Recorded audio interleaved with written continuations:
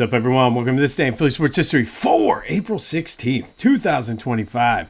I'm your host, Jim Montgomery.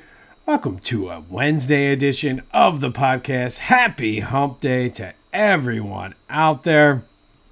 As we always do, let's start with a little bit of housekeeping.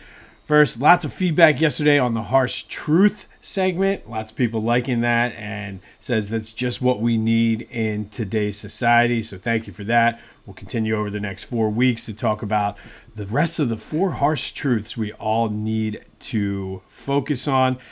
Programming note, next week we will start our Eagles draft focus. We're going to recap and look at the top draft picks from every round, starting with the supplemental, going down to the best first-round picks ever. Have a little bit of fun as we prepare for the Eagles draft. Seems like that's what we're doing with 3 of our 4 teams right now, is just focusing on draft. More on that in a minute. Be sure to follow me on social media, Jimbo_Mont on Twitter and TikTok. On Instagram, at PhillyJimbo. Subscribe to the YouTube channel. Continue to spread the word as we grow this thing. Been working on some behind-the-scene things with YouTube, trying to reach more people with that. So lots of good things on the horizon. Also, don't forget that I put highlights and photos and newspaper clippings and things like that on my social media for whatever we're talking about, including my Facebook and LinkedIn. So you can hit me up on there as well. Lots of good discussions always happen on the Facebook page. Yesterday, lots of good talk about Rob Thompson. We'll get to that also in a minute. And then tomorrow, I will be announcing the official 2025 Philadelphia Sports Hall of Fame induction class. The votes and the tallies are in. Everyone's been notified, so we'll talk about that tomorrow. And then, of course, later in October, I'll do the spotlight of all the inductees as we get closer to the ceremony in November. Tickets are available if you want. All the information is in the description for that. All right, so let's start with a recap of yesterday's question today. I asked you, is Rob Thompson on the hot seat after the play that they had ever since the Dodgers series? 83% of you said yes, he is. Again, lots of good discussion on my Facebook page. Lots of folks saying that Thompson right now is kind of the scapegoat that you sort of take away when he should have argued for, excuse me, for JT the other night. He's really doing what he has to do. He's playing the hand he was dealt. And then an anonymous texter checked into the Back to the Future voice and text line and said that, yes, he needs to show some fight in order to get the Phillies to win. However, he's done enough probably to save his job. He's kind of dealing with the hand he was dealt. They seem to think he's going to stay. I don't know. I think you need to do something big with this team because the expectations are so high and the urgency is so high. But on Facebook, lots of people saying Dombrowski should be on the hot seat for kind of standing pat. And I don't know if I necessarily disagree with that. And then lots of folks saying Kevin Long, we've given him so many chances. He just doesn't seem to be turning around, whether or not it's him or the players not doing what he's telling them to do. But I think to get rid of the hitting coach, I don't know if that's going to have the impact that you kind of think it's going to be. I think you got to go bigger than that. And lots of people saying it's the whole team. The players need to play better. The manager needs to manage better. The hitting coach needs to coach better. Dombrowski needs to general manage better and all that stuff. So thank you, as always, for participating in the question of the day. These questions are not going to go away.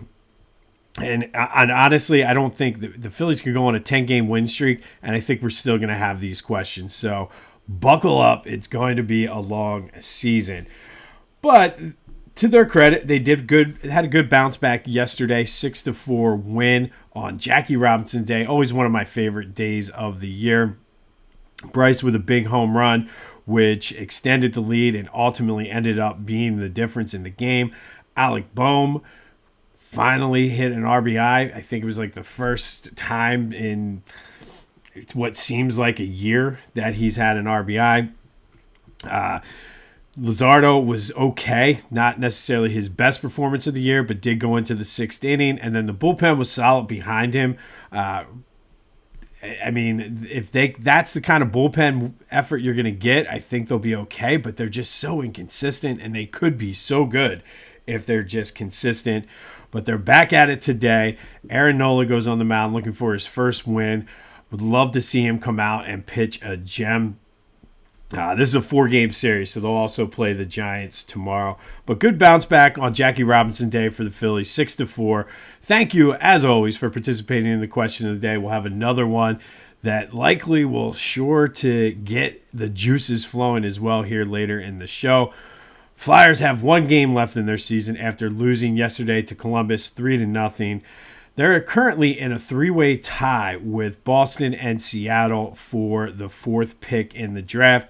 Good news, though, for the Flyers. They own the tiebreaker over both of those teams. So, barring a victory in the last game of the season, they are looking like they're going to have the 4th pick. I know they have the last pick in the first round, and then there's another one in there. So, Flyers should be very active on draft day. And then Sixers. Here we go. Tankathon for today. Again, I'm not going to mention the other site that stole my idea. We came out with it first, but ran the Tankathon this morning. Not the ideal situation, but the Sixers did keep the pick. They got the 6th pick. Remember, that pick is protected down to the 6th pick. So 3 days of running the draft simulation. 3 days, the Sixers keep their pick. 1, 3, and 6. Trending in the wrong direction, though. But that does lead to today's question of the day. No matter where the Sixers get the pick, do you trust Daryl Morey and Elton Brand to make that pick?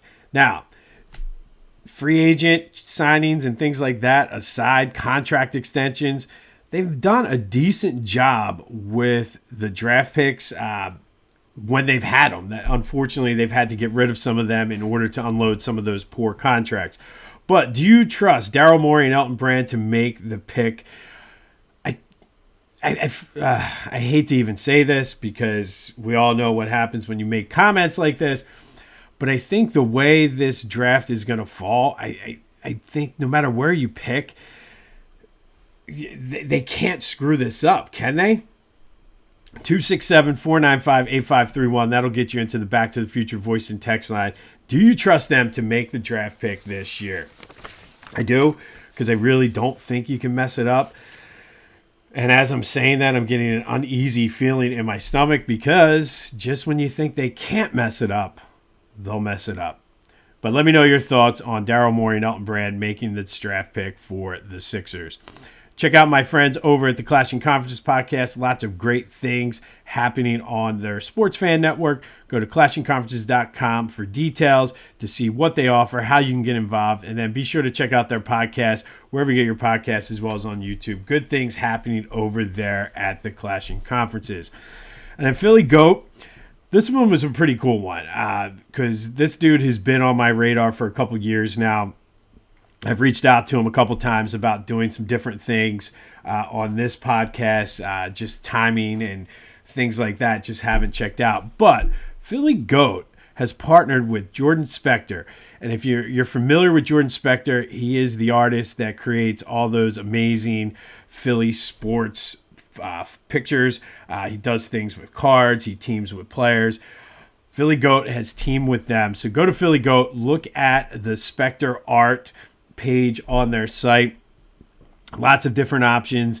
And like I said, if you've never checked out Jordan Spector art, go to Philly Goat. Check out what this dude does. He's amazing.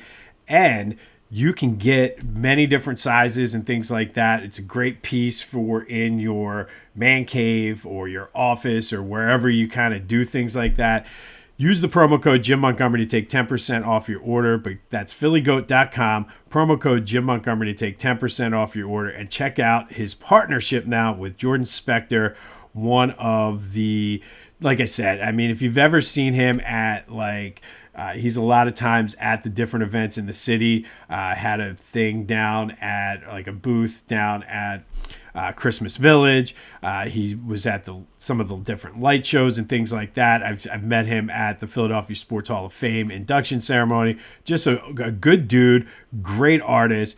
And now the Philly Goat has a partnership set up with him. So go check out what they have. These are great pieces for, like I said, your office, your man cave, wherever you want to put some of these things. Go check them out. Use that promo code to take 10% off your order and go support Philly Goat and Jordan Spector. All right, today we're going to go back to 1953. And on this day in 1953, the Phillies lost to the Pirates 14-12 in a wild one. Pirates scored 7 runs in the 4th. Phillies came back and scored 9 in the 5th. And then the Pirates came back and scored 6 in their half of the 5th. Just a ridiculous high-scoring game. But for the Phillies, leadoff hitter and second baseman Connie Ryan had himself a day. He went 6 for 6 with 2 doubles, an RBI, and scored 3 runs. The 6 hits in a 9-inning game tied the Major League record for consecutive hits in a 9-inning game, as well as hits in a 9-inning game. If you're keeping score at home, I know some of you are like me, and you're like, well, what is the record now? It is 7 hits in a 9-inning game by Wilbert Robinson and Rennie Stinnett of the Pirates. It was also a record, like I said, for hits in a 9-inning game for the Phillies. And that record still stands today as most hits in a game. And actually, it doesn't even matter if it's a 9-inning game or extra innings. It's the most hits in a Major League Baseball game for a player on the Phillies. Lots of 5-hit games in Philly sports history, or Phillies history, I should say. The last time happened September 3rd of last year. Kyle Schwarber had 5 hits, including 3 home runs. But on this day, Phillies lose to the Pirates 14-12 back in 1953. Connie Ryan set the Phillies record for hits in a game, going 6 for 6 with 2 doubles, 3 runs, and an RBI. All right, and then finally today, sticking with a Phillies theme, we're going to continue our missing ring spotlight. And today, 2 of the all-time fan favorites in Phillies history, John Kruk and Darren Daulton. 2 longtime players, fan favorites. Kruk only played here for 5 years, but he played on a ton of bad teams. He was a 3-time All-Star while with the Phillies. He is in their Wall of Fame. Just a character who still entertains fans today as the color analyst on the Phillies TV broadcast. Daulton was here for 14 years. He's also in the Phillies Wall of Fame. Led the league in RBIs in 1992, winning the Silver Slugger Award. Came up at late in 1983, so he did go, or was a part or a contributor. He had a couple at-bats late in September of 1983 for that World Series team. Became the starting catcher, or came up for good, I should say, in 1985. Had a well-documented struggles both on and off the field, but did turn it around, became a 3-time All-Star. But most importantly, he was the captain and the heart and soul of that 93 Phillies team, which was both of their best chances to win a World Series. And they didn't disappoint in the World Series. You can say what you want about the 93 Phillies, but John Kruk hit .348, had 4 RBI. Darren Daulton had a homer and 4 RBI in the World Series. And it came down to the questionable decisions of Jim Fregosi, whether he should have left Roger Mason in, whether he should have even gone to Mitch Williams, who was obviously kind of out of gas at that point in Game 6. I think John Kruk and Darren Daulton both deserve to win World Series here in Philly based on just some of the crap teams they had to play on. Daulton would go on to win one after the 97 season with the Marlins before he hung it up. But that 93 team still stinks today. I go back to just the feeling of when Joe Carter hit that home run and still thinking, it was foul. It wasn't foul. So that one still stinks today. But John Kruk and Darren Daulton, today's missing ring spotlight, would have loved to see both of them win the World Series. Kruk just as the fan favorite and just the kind of the funny guy on that 93 team. Darren Daulton, the straight guy who was the heart and soul. And Darren Daulton especially for pouring his heart and soul into the Phillies. And like I said, some really, really bad teams, had some struggles, but once he finally was able to kind of turn it around, went on that little stretch, and then, of course, just his body broke down there near the end. But John Kruk and Darren Daulton, missing rings from that 1993 Phillies team. You can probably add some of the other guys on there, but I think of everybody on that team, the two ultimate fan favorites were Kruk and Daulton. Just couldn't get it done. And again, we can debate Jim Fragosi's moves, but the fact of the matter is Daulton and Kruk did step up in that World Series. So John Kruk and Darren Daulton, today's missing rings spotlight. On this day in 1953, Phillies lose to the Pirates 14-12. Second baseman Connie Ryan set the Phillies team record for hits in a game, going 6 for 6. Still stands today. Lots of people have come close to getting that 6 hits, but nobody got over 5. The last time it happened was last year in September when Kyle Schwarber did it. We'll have more on the Sixers and Flyers draft picks. Be sure to let me know, do you trust Daryl Morey and Elton Brand to make the Sixers draft choice? I mean, I'm talking myself into not trusting them as the more I'm speaking of this. But 267-495-8531, that'll get you into the Back to the Future voice and text line. Come hit me up on Facebook. Let's have a discussion about it. And we'll also have more on the Phillies as they look to take a 2-1 series lead here against the Giants. This has been This Day in Philly Sports History for April 16th, 2024. My name's Jim Montgomery. Go have yourselves a Wednesday, and until next time, I'll see you when I see you.